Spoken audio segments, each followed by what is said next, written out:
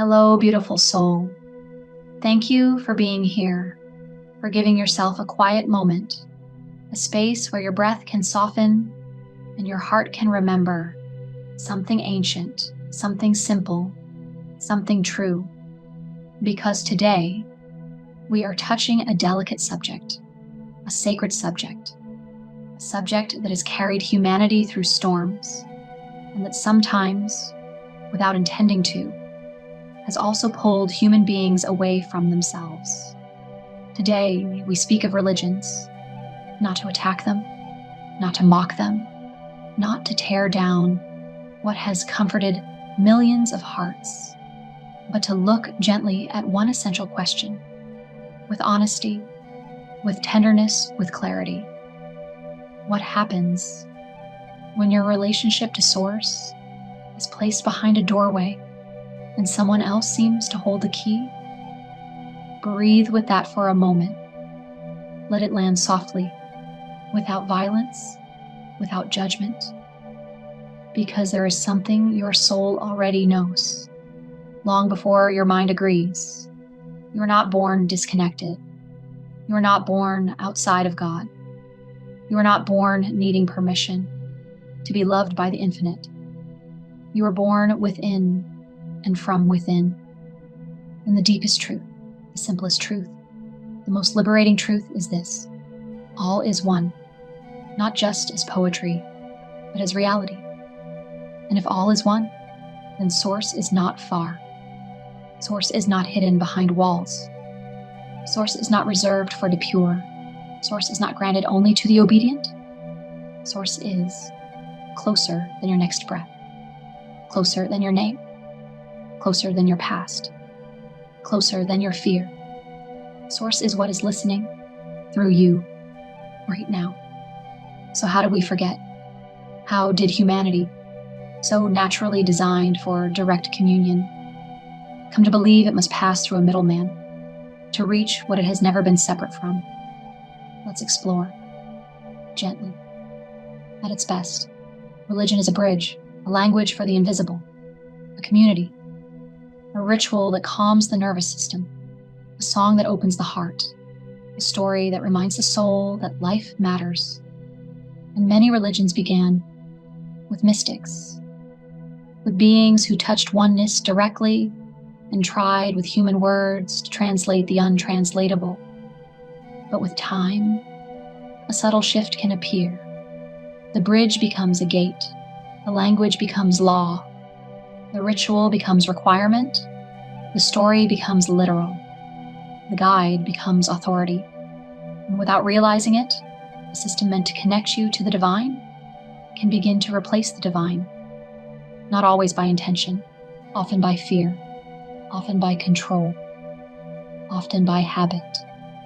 And this is where the middleman effect is born. Not only a person, but a structure, a permission system, a spiritual hierarchy, a message that says you may approach, but only like this. You may be forgiven, but only through this process.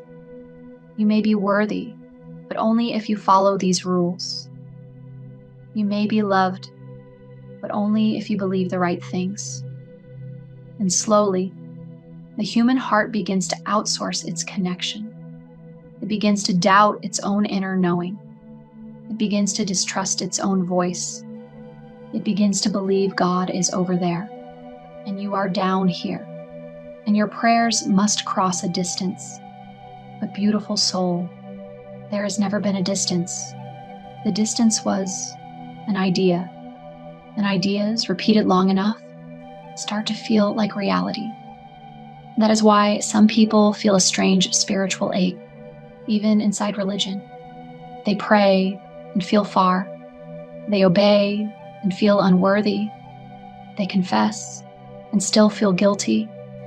They follow and feel empty, not because they are doing it wrong, but because deep down, their soul keeps whispering, this cannot be the whole truth. Love cannot be conditional. Source cannot be this far. And the moment you begin to hear that whisper, you are not becoming rebellious. You are becoming honest. Let's name a few ways the middleman can appear, not as condemnation, but as illumination. Sometimes it appears as confession. In essence, confession can be beautiful, a release of weight, a cleansing of the inner mirror, a return to innocence. But when confession becomes a transaction, when forgiveness becomes something you must receive from outside, something that must be granted to you, it can quietly teach the psyche, I'm not allowed to be whole on my own. I need someone else to reconnect me. And the heart forgets its own doorway. Sometimes it appears as authority, a priest, a leader, a sacred text interpreted only through an institution.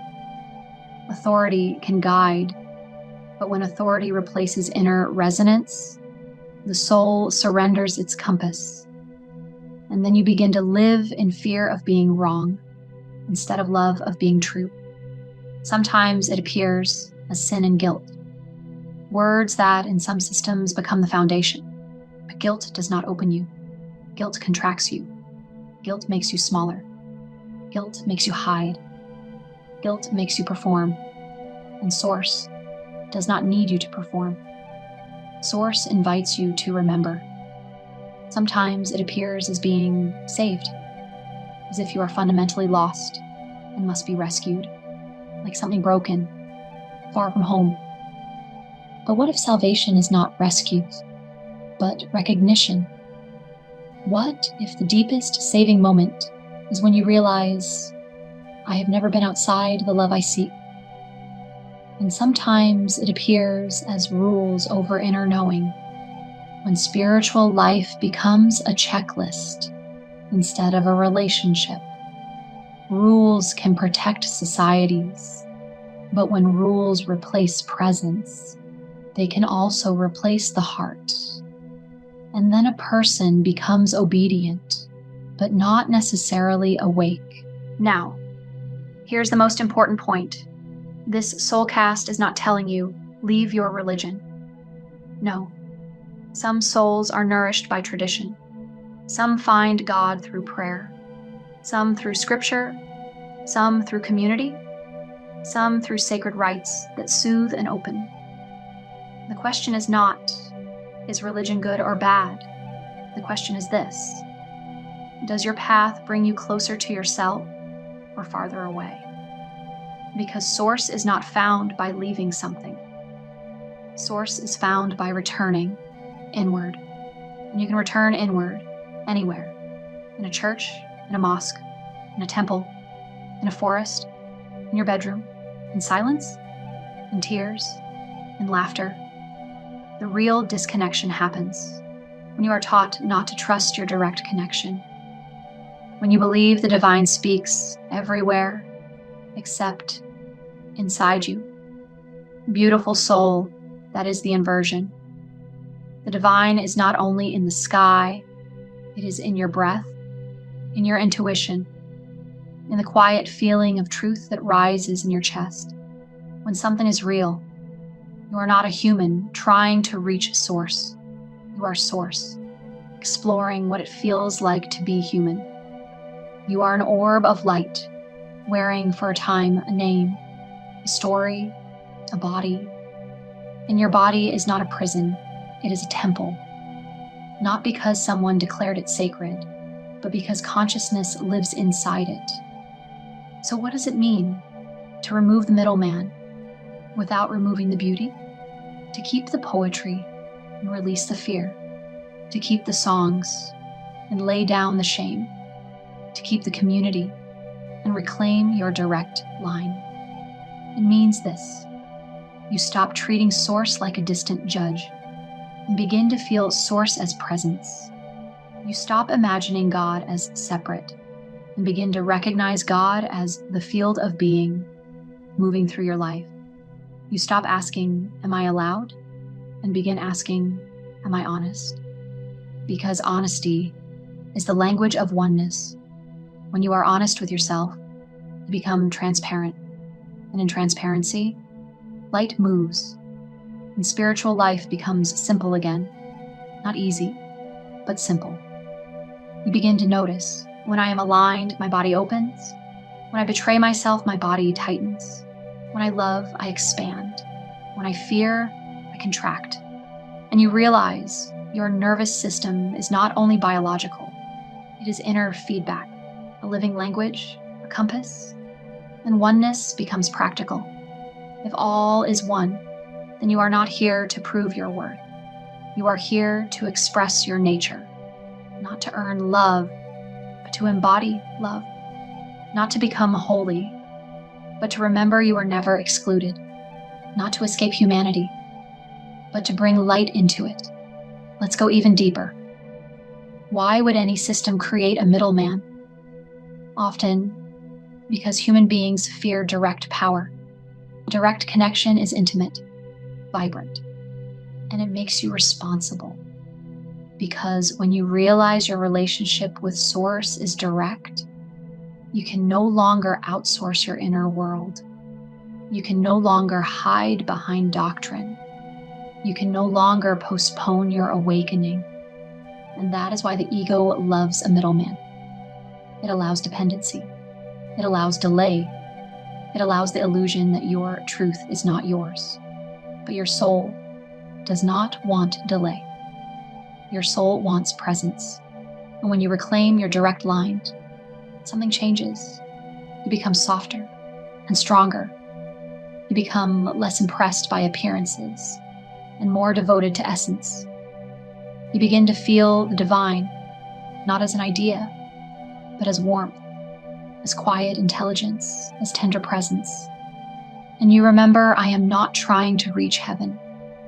I am learning to let heaven move through me by openness. And the world becomes a sanctuary, not because it is perfect, but because you are awake within it. This is Elaria. And now, beautiful soul, let all of this settle. May your life become your sanctuary. May your gestures become your prayer. May your sincerity become your temple. And may your heart remember again and again, there was never a middleman between love and you. If this message resonated, let it ripple. Like, share and follow this voice of light.